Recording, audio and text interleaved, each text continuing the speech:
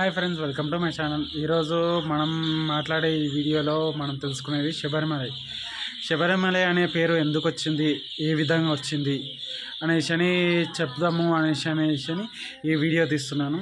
చాలామంది వీడియోస్ చూస్తున్నారు కానీ లైక్ చేస్తున్నారు, కానీ సబ్స్క్రైబ్ మాత్రం ఎత్తలేరు. వాచ్ అవర్ కూడా పెరుగుతలేదు. 0.24 సెకండ్స్ మాత్రమే చూస్తున్నారు. ఎందుకు చిన్న అంటే స్టార్టింగ్ కంటైనర్ ఏమంటారు, స్టార్టింగ్ వాళ్ళది వీడియోస్ చూడొద్దు అనేసి ఏమన్నా మనసులో పెట్టుకున్నారా? చిన్న చిన్న యూట్యూబర్ల వీడియోస్ చూడొద్దు అనేసి ఉందా ఏంది మనసులో? నాకైతే అర్థమవుతలేదు. నేనైతే నా వంతు ప్రయత్నంగా పూర్తిగా నాకు తెలిసింది నేను చేసి పెడుతున్నాను. కానీ మీరు సపోర్ట్ మాత్రం లేదు. మీ సపోర్ట్ ఇంకా కావాలి నాకు. వాచ్ అవర్ కావాలి. షార్ట్ వీడియోస్కి మాత్రం వస్తున్నారు, కానీ లాంగ్ వీడియోస్కి వాచ్ అవర్ జల్లి అయితేనే మానిటైజేషన్ అవుతుంది. మీరు ఉన్నారని మీ సపోర్ట్ తోటి గెలవాలనేసి నేను అనుకుంటున్నాను. అందుకనేసి నేను ట్రై చేస్తుంటే మాత్రం మీ నుంచి ఇంత కూడా సపోర్ట్ వస్తలేదు. సపోర్ట్ రావాలనేసి చాలా కోరుకుంటున్నాను.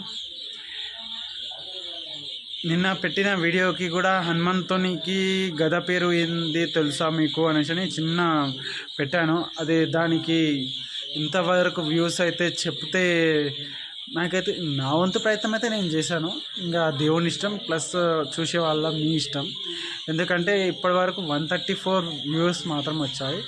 దాని వాచ్ అవర్ టైం మాత్రం 0.42 సెకండ్స్ మాత్రమే వచ్చింది. అంటే మీరు మినిమం టు మినిమం ఒక 3 మినిట్స్ 4 మినిట్స్ వీడియో చూస్తే అది అనేది మిగతా వాళ్ళకి సజెస్ట్ అవుతుంది. కానీ అయితే మీరు ఆ వీడియో కూడా చూడలేకపోతున్నారు.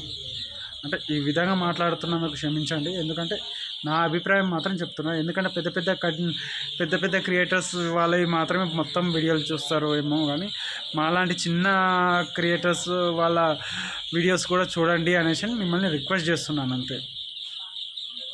ఇప్పుడు శబరిమలై గురించి చెప్పేది ఏంటంటే, ప్రతి కార్తీక మాసంలో స్టార్ట్ అయ్యేసి మకర సంక్రాంతి రోజు జ్యోతి కోసమై 41 రోజు మండల దీక్ష తీసుకొని వెళ్తుంటారు కదా స్వాములు. అసలు శబరిమలై అని ఎందుకు పేరు వచ్చింది, ఆ శబరి అంటే ఎవరు, మలై అంటే ఏంది అనేది మీకు ఈ వీడియోలో నేను చెప్తాను, చూడండి. ఎందుకంటే ఆ శబరిమలైకి పేరు వచ్చింది కూడా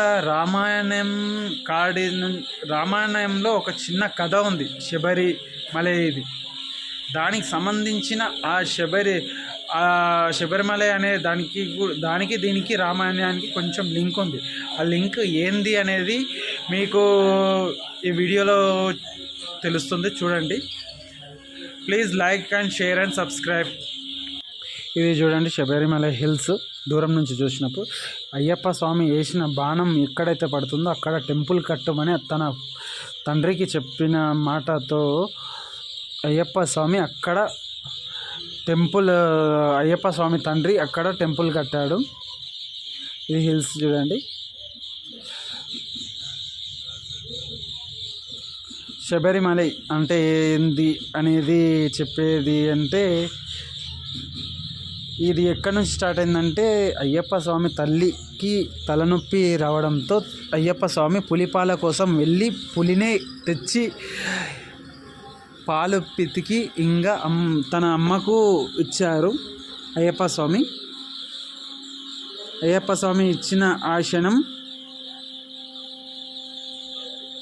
ఆయన మామూలు బాలుడు కాదని తెలిసింది. దాని తర్వాత అయ్యప్ప స్వామి మహిషిని అంతం చేసి ఇక నా అవతారం చాలించాలి అనేసి అనుకొని, నేను వేసిన బాణం ఎక్కడైతే పొయ్యి పడుతుందో అక్కడ నాకు ఒక మందిరము కట్టియమని తన తండ్రి గారితో చెప్పి అరణ్యం లోపలికి వెళ్ళారు. అది ఇప్పుడు మనకు శబరిమలై అనేసి అంటున్నారు. స్వాములందరూ మకర సంక్రాంతికి ఇరుముడి కట్టుకొని వెళ్తారు.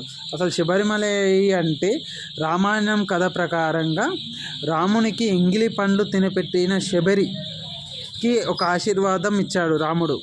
నువ్వు శబరిలా కొండలాగా మారిపో అనేసి ఆశీర్వదించారు. అదే శబరిమలని శబరి ఉన్న కొండని శబరిమల అంటారు.